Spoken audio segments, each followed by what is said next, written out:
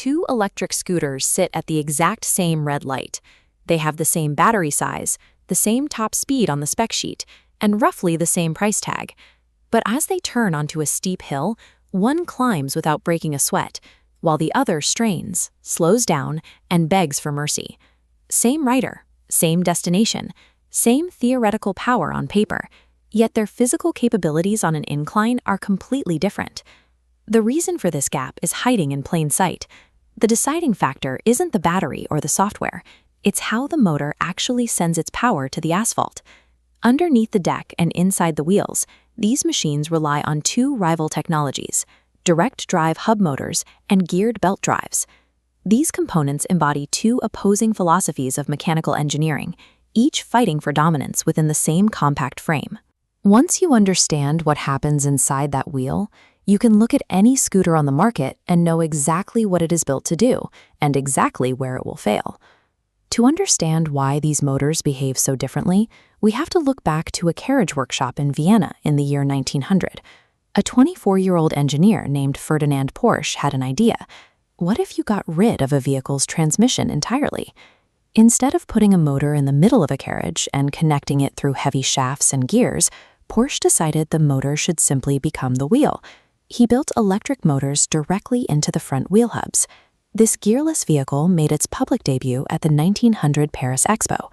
With two hub motors producing about 2.5 horsepower each, it was a massive mechanical achievement for its era.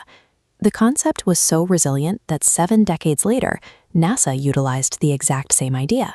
The lunar rovers driven across the surface of the moon during the Apollo missions ran on electric wheel hub motors, proving the design's durability in the most extreme environment imaginable. Engineers call this a direct drive system. Its defining feature is a 1-to-1 gear ratio. For every one single rotation the internal motor makes, the outer wheel makes exactly 1 rotation. There is no mechanical translation standing in between. Because there is no transmission, the entire assembly is sealed inside a protective casing. That keeps out dirt and grime, making the hub motor nearly silent and remarkably reliable for daily use. But every engineering choice demands a trade-off. While that 1-to-1 ratio is incredibly efficient on a flat road, the power goes straight from copper wire to asphalt with no multiplier.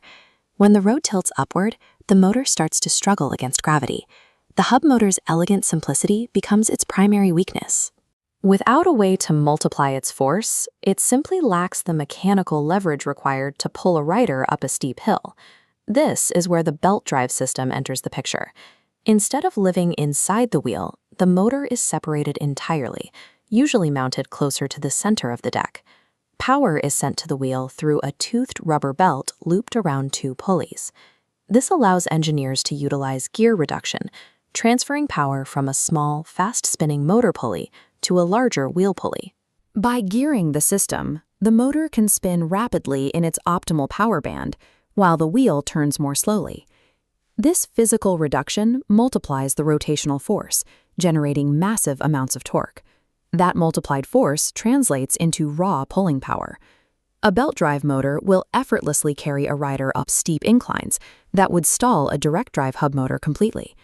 The belt drive purposefully sacrifices the sleek, sealed simplicity of the hub motor, exchanging it for the mechanical leverage needed to conquer elevation.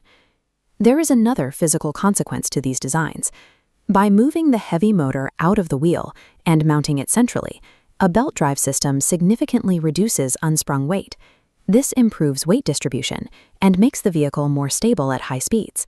Compare that to a hub motor, where all that heavy copper and magnet mass sits right inside the wheel.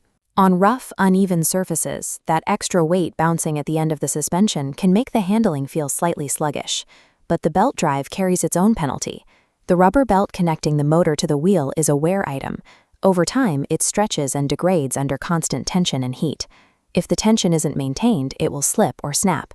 This requires regular maintenance from the rider, though swapping a fresh belt is usually a cheap 10-minute job with a basic toolkit. A hub motor presents the exact opposite problem. It rarely needs severity. Neither system is objectively flawless. They simply represent different bets on how you want your future maintenance distributed. There is an ongoing debate about which motor is purely more efficient, but looking for a single winner misses the point. On flat urban grids, a direct drive hub motor wastes almost zero energy. maximizing your range.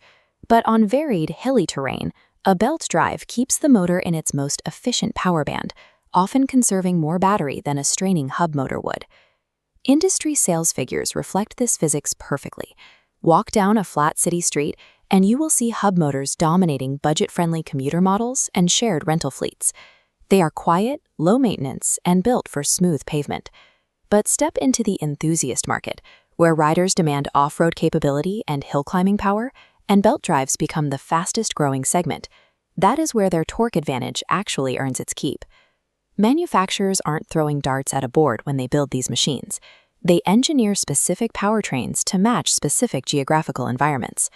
The right choice comes down to the literal shape of your daily route. You have to match the mechanical capability of the deck to the topography of the roads you ride. The mechanical struggle inside your scooter concludes with a simple calculation. Which 120-year-old engineering answer matches the specific geometry of your city?